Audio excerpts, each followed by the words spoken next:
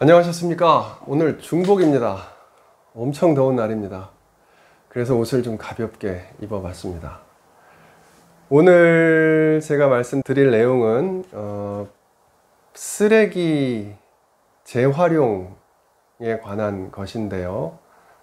그 중에서도 특히 플라스틱에 관한 내용을 말씀을 드리려고 합니다. 제가 이번 주에 뽑은 제목은 그것은 알고 싶지 않다. 이것이 우리의 속마음이 아닌가 합니다. 무엇이 알고 싶지 않은가? 얘기를 한번 해보죠.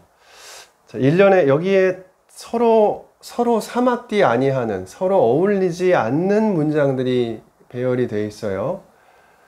우리나라의 쓰레기 재활용률, 폐기물 재활용률은 60%가 넘습니다. 세계 2위예요. 독일 다음으로 61.2%인가. 그런데 세계 2위의 재활용률을 자랑하는 한국이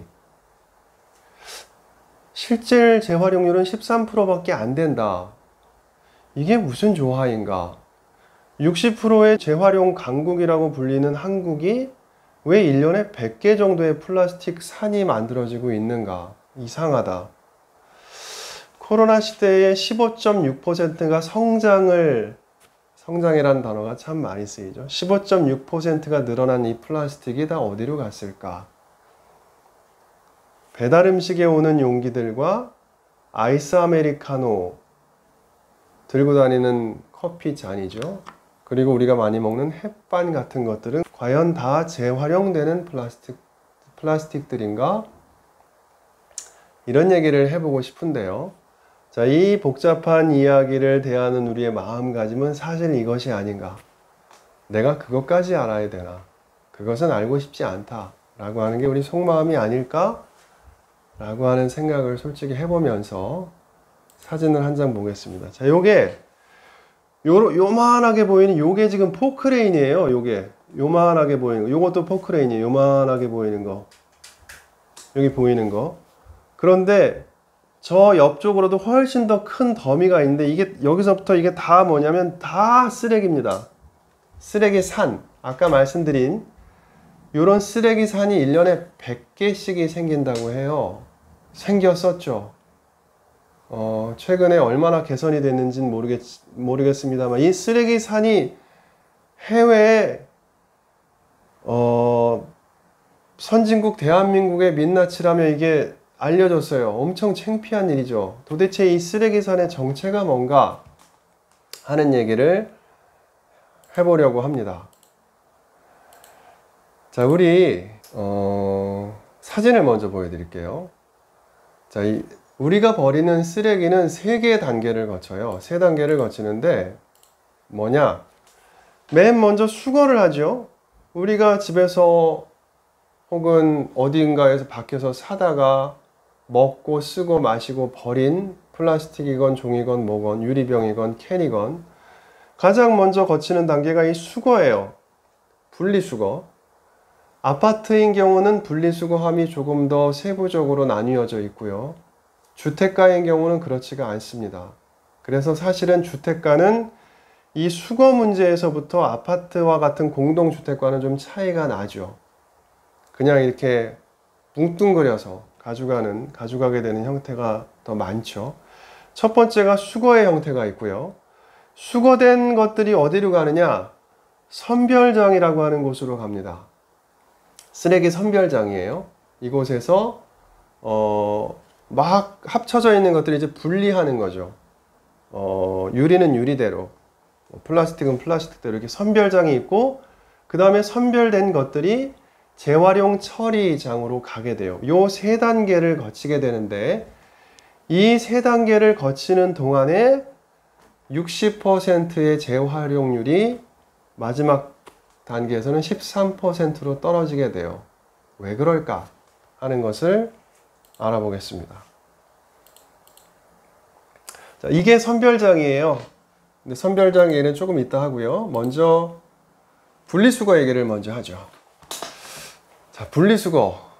아이스 아메리카노를 많이들 드시죠. 여름에 시원하게 빨대를 탁 꽂아서 뚜껑을 덮어서 쪽쪽쪽쪽 빨아먹는. 저는 아이스 아메리카노를 왜 마시면 안 되는가를, 인간은 이기적이기 때문에 당신이 먹고 버린 플라스틱이 지구를 아프게 해요, 이렇게 설명을 하지 않습니다. 여러분이 빨대를 많이 쓰시면 굉장히 편리하고 시원하죠. 쓰레기는 알 바 아니고. 하지만 여러분 볼에 쭉쭉쭉쭉 생기는 주름은 어떻게 할 겁니까? 여러분이 이기적인 존재라면 자신의 미모에 대해서 걱정을 하세요. 빨대를 많이 쓰면 주름 많이 생겨요. 자, 농담이었고요. 아이스 아메리카노는 재활용이 되지 않습니다. 자, 분리수거 단계에서 생기는 가장 큰 문제는 뭐냐? 사실 우리가 이걸 정확하게 분리할 능력이 없다는 거예요. 자, 보시면 페트, 우리가 제일 많이 쓰는 거예요. 뭐 물, 음료, 이런 것에 PET라고 써 있기도 하고 한국말로 페트라고 써 있기도 해요. 자, 이 페트는 우리가 가장 잘 아는 것들이, 이거는 재활용된다는 거 누구나 다 알아요. 그런데 이 페트의 문제는 뭐냐면 뚜껑이랑 본체랑 성분이 다르다는 거예요. 플라스틱의 종류가 달라요. 그리고 본체에 붙어 있는 그 라벨이라고 하죠. 그 제품의 정보를 담고 있는 그 비닐류 같은 거, 그 세 가지가 성분이 다 달라요. 그럼 페트에는 몇 가지 성분이 있냐? 세 가지 성분이 있냐? 뚜껑, 라벨, 본체. 아닙니다. 네 가지 성분이에요. 페트 안에 들어있는 음료가 있잖아요. 이 네 가지가 완전히 다 분리가 돼야 돼요. 안이 깨끗해져야 되고, 밖에 있는 비닐이 뜯어져서 따로 처리해야 되고, 병 뚜껑이 따로 처리돼야 돼요. 이 페트가 재활용된다는 걸 알고 있지만 이 네 가지가 완전히 분리되지 않으면 이것은 쓰레기입니다. PP, 지금부터 이제 영어가 막 나오니까 복잡하시죠. 이걸 다 우리가 알 수 없어요. 다 써 있어요. 플라스틱에 다 써 있는데, 자, 이렇게 써 있는 것들은 분리가, 그러니까 재활용 가능성이 있는 것들이에요. 적어도 페트, PP, PS, HDPE, LDPE, PE 계열이 스티로폼, 우리가 생각하는 스티로폼도 생각보다 재활용이 잘 됩니다. 그런데 이 모든 것들의 기본 조건은 단일 재질이어야 되는 거예요. 이거랑 이거랑 붙어 있으면 분리 배출해야 돼요. 한꺼번에 집어넣으면 안 돼요. 이거랑 이거랑 붙어 있으면 따로따로 띄어야 돼요. 이거 우리가 다 알 수가 없어요. 화장품용, 뭐 예를 들면 겨울에 우리가 바르는 너무 건조하지 않게 해주는 크림 같은 것들 보면 뚜껑, 그 안에 들어있는 스프링, 마개, 이게 다 달라요, 재질이. 그러니까 우리가 이걸 완전히 다 분리할 능력이 사실 없는 거예요. 자, 마지막에 보면 other라고 되어 있는 게 있어요. 여러분, 재활용 표시 안에 OTHER, other, 혹은 기타라고 써 있는 게 있어요. 기타 플라스틱류. 저 other는 그러니까 정체를 알 수 없다는 뜻이에요. 자, 정체가 알 수 없는 애는 어떻게 되느냐? 여러분이 아무리 깨끗하게 닦아서 분리배출을 통해 플라스틱 통에 아무리 깨끗하게 닦아서 넣으셔도 저 아더류는 전혀 재활용이 되지 않습니다. 재활용률이 빵이에요. 안 돼요. 이게 다 섞여 있는 거기 때문에 쓸 수가 없다는 뜻이에요. 그러니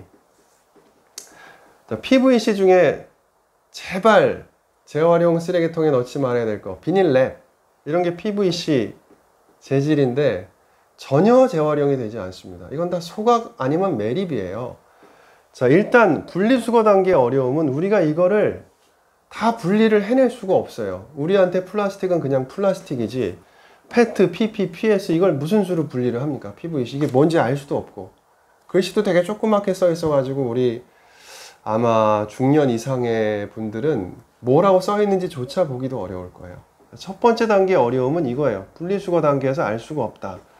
자, 그러면 이게 한 묶음으로 큰 봉투 안에 다 집어넣어서 어디로 가느냐? 선별장으로 갑니다. 선별장이 어떻게 생겼냐면 이렇게 생겼어요. 지금 제가 이제 한 사람만 나온 사진을 크게 보여드리는 건데, 이게 컨베이어 벨트예요. 이 자동으로 쭉 지나가면 사람이 여기서 뭔가를 쏙쏙쏙쏙 골라내는 거예요. 이렇게 쏙쏙쏙쏙 골라내는데 이 중에서 재활용이 되는 것은 뭐고 나머지는 계속 흘러갑니다. 흘러가면 어떻게 되느냐? 제가 오늘 그림이 많아가지고 60%가 쓰레기 처리됩니다. 자, 이 분리수거된 것들이 선별장으로 가요. 이 선별장은 쓰레기 선별장은 재활용 선별장이라고 불러야 되죠. 재활용하려고 분리하는 거니까. 이 선별장은 70%가 민간업자예요. 그리고 30%가 공공선별장인데 이 70%의 민간업자한테 물어봤어요.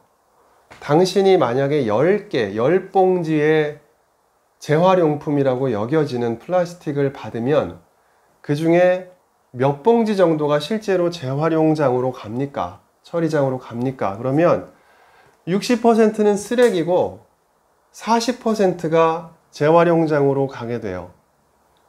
그런데 이들에게 큰 문제가 닥쳤어요. 이 민간업자들에게. 자, 전체 플라스틱 중에서 우리 생활에서 나오는 플라스틱이 37% 정도라고 해요. 나머지는 뭐 의료 폐기물도 많고 산업 폐기물도 많으니까. 이 생활에서 나오는 플라스틱 중에서 60%는 다시 쓰레기가 돼요. 무슨 말이냐면 이 선별업자들이 다시 돈을 내고 버려야 된다는 뜻이에요. 그게 얼마냐?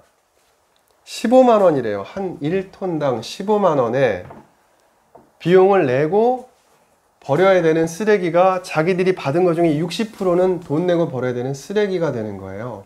그러니까 이 업자들이 이 선별업장을 재활용 선별업장을 운영하는 민간업자들이 줄줄이 도산하고 있어요. 자, 여기에 쓰레기산의 비밀이 있어요. 이 사람들이 너무 고민인 거예요. 아니, 재활용품이라고 받아오면 그 중에 10개 중에 6개는 그냥 쓰레기야. 내가 15만 원씩 내고 돈을 내고 애원애원 해가지고 다시 쓰레기장으로 소각장으로 보내야 되는 것들이에요. 그런데 그 15만 원이 나한테 너무 부담스러워. 가져오는 게 다 쓰레기야. 이거 어떻게 하지? 그럴 때 브로커가 등장합니다.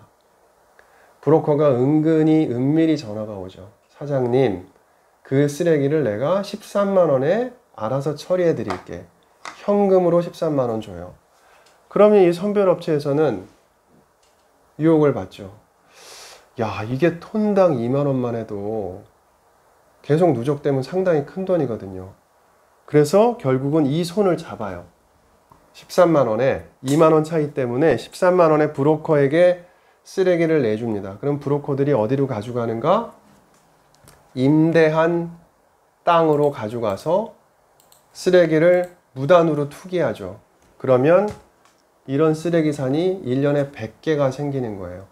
땅 주인은 몰랐다 그래요. 지방정부는 이것을 해결해야 되는 주체인데 자기들은 관계법령이 없대요. 이거 해결하기가 실로 곤란한 상황이 됐습니다. 자, 그러면 이제 우리가 두 가지 단계를 거친 거예요. 수거, 분리수거 때 너무 힘들다. 야, 내가 무슨 수로 이 플라스틱을 다 구분을 하며, 사실은 가보면 분리수거함이 페트, 지금은 투명 페트만 따로 모으긴 해요. 페트, PP, P, 무슨 PS 이렇게 구별되어 있지도 않아요. 그러니 이게 막 여기에 이제 분리수거가 안 되는 거. 왜냐? 뭐 음식물 찌꺼기가 너무 많아서, 아니면 뭐 아더류, 기타류인데 재활용이 되지도 않는 거 플라스틱으로 막 집어넣어서, 뭐 슬리퍼니 뭐 이런 다 집어넣어서 여기까지 갔어요. 여기로 갔는데 여기서 여기로 온 재활용품이라고 여겨졌던 것 중에 60%가 도로 쓰레기예요. 그 쓰레기를 이 사람들이 처리해야 되는데 돈이 너무 많이 드니까 브로커들한테 몰래 갖다가 버리라고 맡겨줘요. 그래서 여기까지 해서 생성되는 결과가 뭐냐? 1년에 100개 쓰레기 산이 생겨난다는 거예요. 자, 그러면 이 선별된 것들이 처리 과정으로 가면 전부 다 100% 재활용이 될 거냐? 전혀 그렇지가 않습니다. 거기에서부터 다시 다음 시간에 말씀을 드릴게요.